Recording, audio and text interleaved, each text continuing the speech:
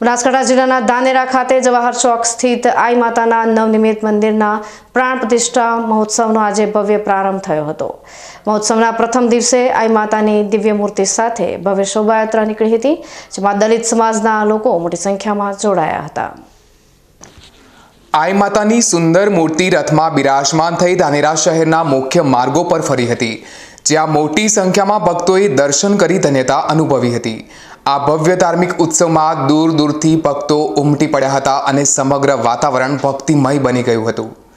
ધાનેરાના જવાહર ચોક ખાતે નિર્માણ પામેલા આઈ માતાના મંદિરમાં 2 દિવસીય પ્રાણ પ્રતિષ્ઠા મહોત્સવનું આયોજન કરવામાં આવ્યું છે।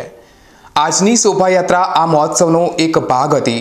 આગામી દિવસોમાં યજ્ઞ, આરતી અને અન્ય અનેક ધાર્મિક કાર્યક્રમોનું પણ આયોજન કરવામાં આવ્યું છે। આ ભવ્ય આયોજનને લઈને સમગ્ર ધાનેરામાં ઉત્સાહ અને શ્રદ્ધાનું મોજું ફરી વળ્યું છે।